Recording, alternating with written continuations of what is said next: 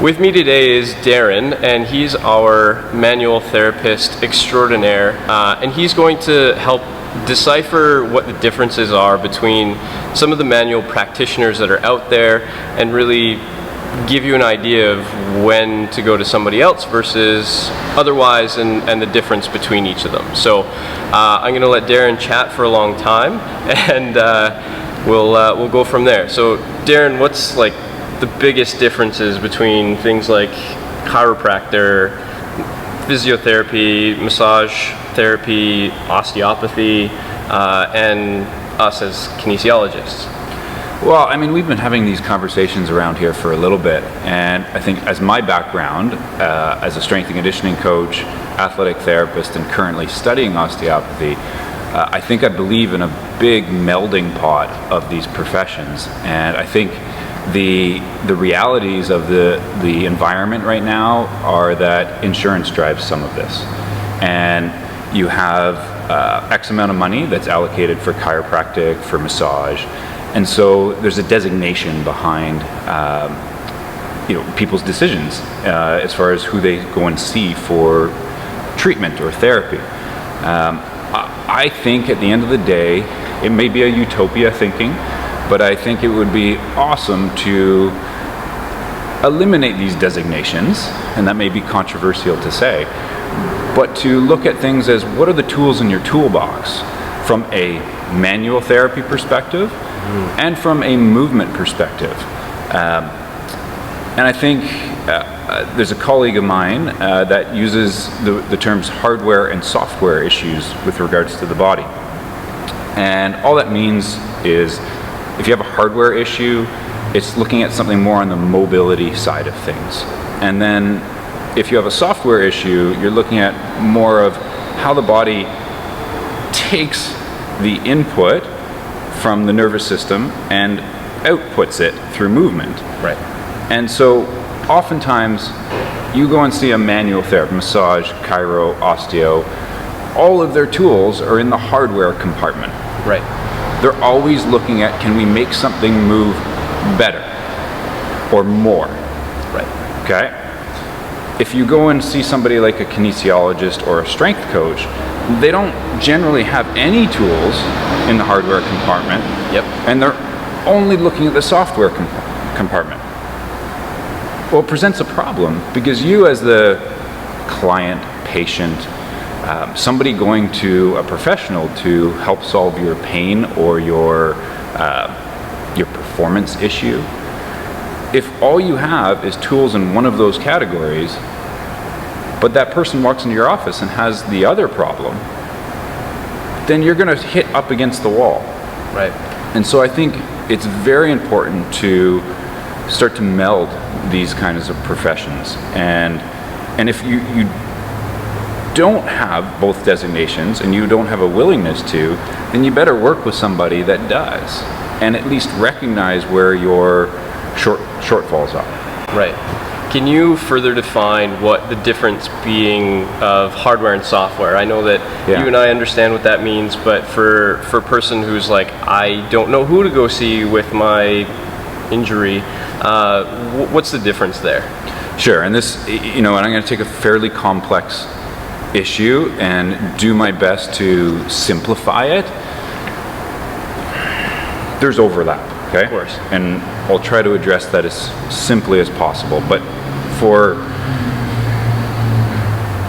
sake of explanation, let's keep it separate for the start. Mm-hmm. So a pure mobility issue or a hardware issue is when you can't move something through its normal range of motion, and I can't move it through its normal range of motion. Being a joint or... Sure, elbow. Here's my elbow. Right. It's generally accepted that the thumb should touch the shoulder for normal flexion of the elbow. Right. Okay? If it stops here, and then I come in, pretending I'm working on you, right, and I try to move this elbow, and it doesn't move. I can't move it. Right. You can't move it, and I can't move it. We're going to define that as a hardware issue, a mobility problem that needs some level of assessment to see why is that not moving through its available range. Right. And it may be the elbow, but it could be something distant from that that's causing the problem. Sometimes it's not a hardware issue in the elbow that's causing that. Yeah. Sometimes it's somewhere else. Now there's levels of hardware problems. Sure. Right? And maybe that's a whole discussion for another day, right? So we'll leave that. We'll leave that for another chat. Yeah. But there's software issues. Okay? So taking the elbow example, we'll stay in that boat for now. Mm-hmm. It looks exactly the same. You can't move it. But then I come in and I can move it now. Right. So we go, well, the available range is there, but your nervous system doesn't process that. Right. And so we have to figure out, well, how do we retrain that nervous system to be able to work through that range of motion? Right. And that comes through movement work, not always exercise. Mm-hmm.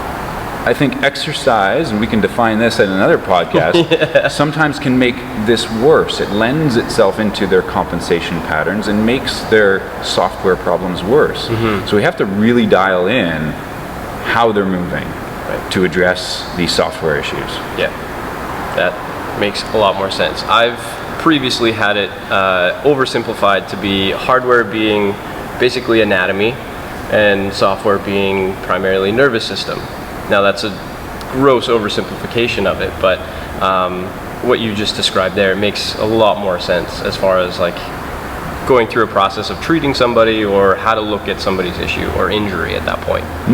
And so just further to that point, I think it's very important that whether you're a kin or a strength coach, that you have some level of comfort putting your hands on a client.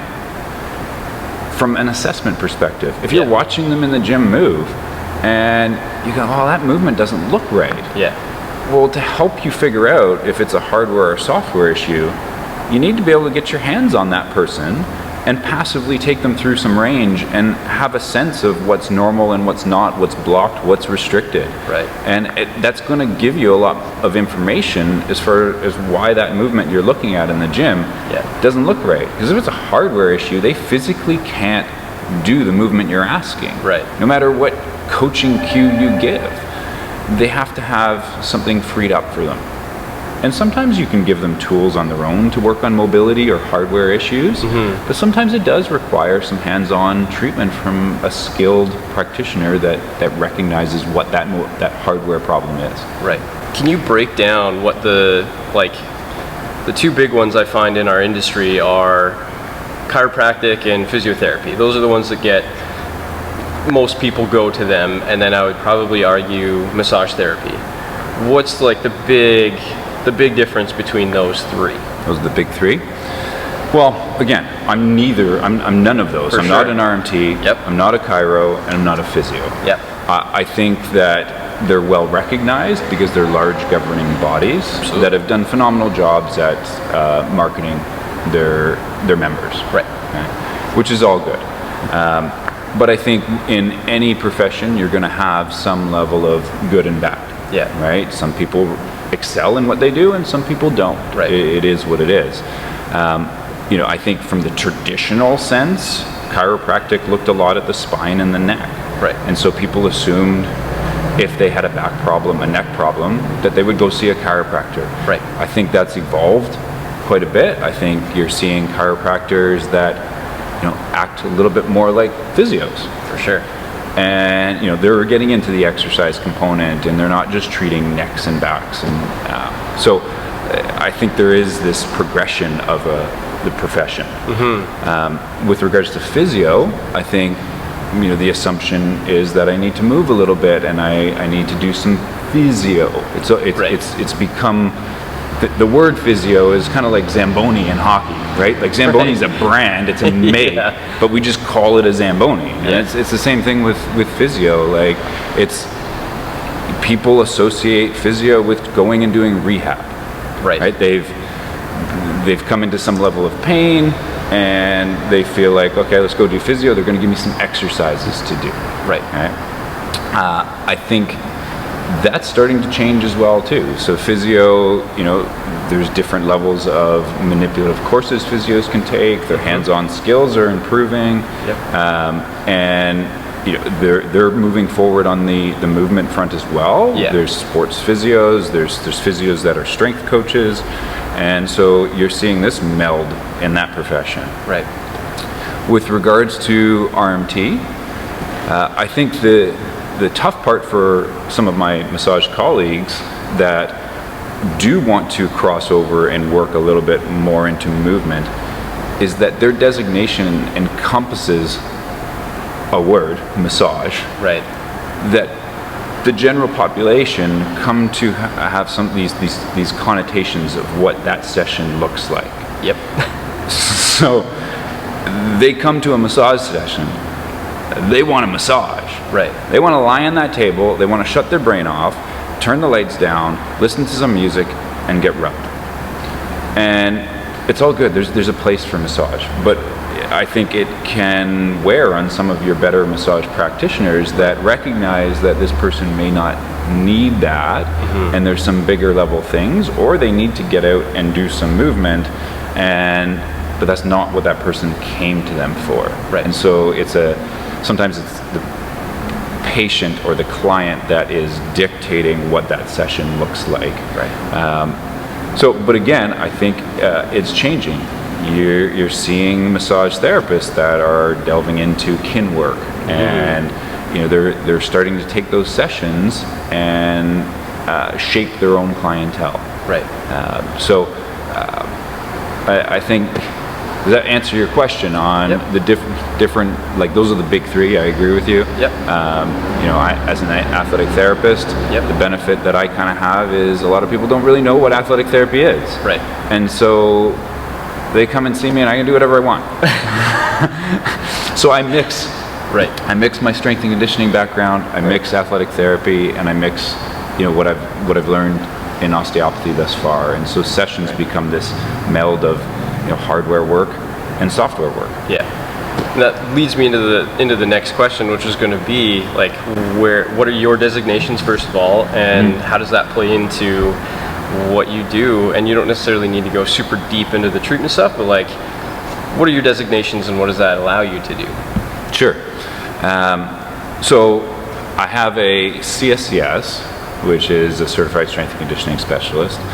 My background, I worked as a strength and conditioning coach in hockey. I worked for 7 years with the Montreal Canadiens organization, but I dual-rolled in that organization as an AT and as a strength coach. I assisted a lot in the reconditioning work, and I should give some credit to a colleague of mine, Scott Livingston, who mentored me in Montreal. He was their strength coach, Right. And he had an athletic therapy designation as well. And we're talking about software and hardware issues. Yep. And that's a big area that he loves to talk about through Reconditioning HQ. It's a course that he runs, and Right.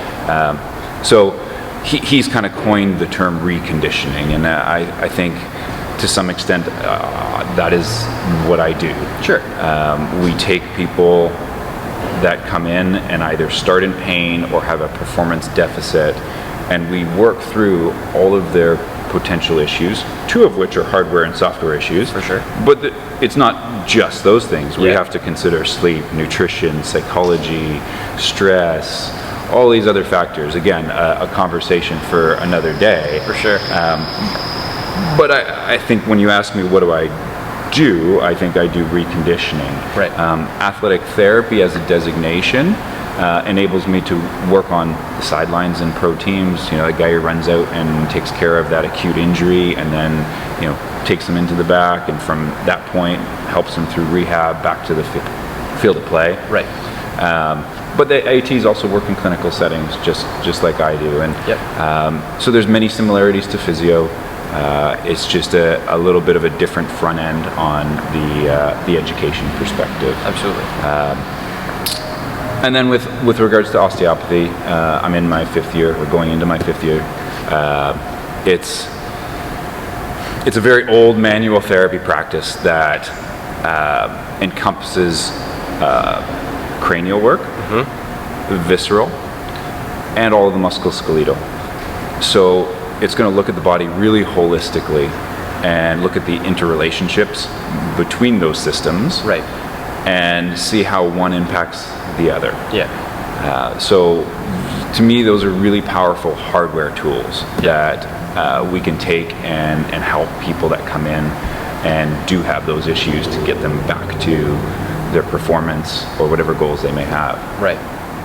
It seems like an overarching theme is sort of like interconnectedness. You just mentioned that word in the last bit that you were chatting, and like I find a lot of times people get caught up in the like one-dimensional, like I'm going to go because I have this shoulder problem and I'm going to go see a physio or whatever to get my shoulder looked at, when in reality we know that there's other things that are going to play into whatever that shoulder has malfunctioned for or otherwise. And as you chatted about before, like the interconnectedness or people crossing over from field to field, you're seeing the narrowing of the gap between different classifications of titles and whatnot, but how that plays into a singular practitioner that has a lot of different skills and utilizing more of the toolbox than perhaps otherwise. I think that plays into a better overall experience, and then, like you were saying, a better reconditioning, shorter period of time, or just a better experience overall. Yeah, I think you bring up a great point when it comes to, well, how do we communicate in one facility, and we have different people with different designations, and, and how do we work together on a client? Now, truthfully, I think one of the easiest ways to do that is have somebody that has multiple skill sets, right? Yeah. So we don't have to go, okay, I don't know what to do now with movement, and I don't understand it, and quite frankly, I don't care. But Danny, you do, so here you go. Right. And you don't know what I did in the clinic. For sure. And it's like, well, he still has his knee pain, but you're saying you're done up in the clinic, but he still can't move in these ways. And it can create a lot of bad feelings, mistrust, and the client's kind of left hanging in the middle. For sure. So truthfully, I think the best way to solve that is you draw a line at performance or capacity. And that's a topic for another day. Write these down. These are good ones. Absolutely. I think a reconditioning specialist or this person that has hardware and software skills can take a client to that capacity point. Right. Where it's, okay, these are now capacity issues that they have. And it may be specific to their sport. Right. It may be specific to life in general, their work situation. That movement specialist can now move them forward. Right. Now, you can also have a reconditioning specialist do the entire gamut. Right. Right? Somebody that has strength and conditioning knowledge and treatment can take that person all the way through and then work with them on capacity. Right. So it eliminates the handoffs and the weird like this and that back and forth. Right. But I think at the end of the day, it may be a utopia to expect that. Sure. So you're always going to have these different designations. I think fundamentally, in order for that environment to work, your different professionals have to agree and believe in similar principles. Of course. So you kind of touched on the handoff, or how perhaps in a utopian situation, the handoff may not be as big of a gap or may not be as drastic. We get the question of like, why would I get treated after I've been treated, but now I'm progressed into the movement side? I'm doing active rehab, or I'm working with a personal trainer, a kinesiologist. I'm doing what we call movement. How does getting treated while doing movement, how does that play together? Well, truthfully, there isn't this straight path to the peak of the mountain and we arrive at the peak of the mountain and everything's golden. Right. It doesn't exist. And so treatment is a level of ongoing. I think you can minimize how much treatment on these hardware issues you need by dealing with your motor control or software issues and Right. building capacity in it. Yep. Okay? Just because you've been treated and you've addressed software issues doesn't mean they don't come back. Right. And so it's not this hard treatment, movement. I get treatment, I finish my treatment, I get movement. Right. There's this mingling of those. And truthfully, you should get better and need less treatment the better you move. Not the more you move, Right. the better you move. Right. Okay? And then build some capacity on that quality movement. Treatment should become less needed. Right. Okay? It's never eliminated, right? And there's, like I said earlier, there's other factors. There's stresses, there's sleep, there's things that affect the physical body that are outside of just how you move. Right. Absolutely. And so they affect hardware issues.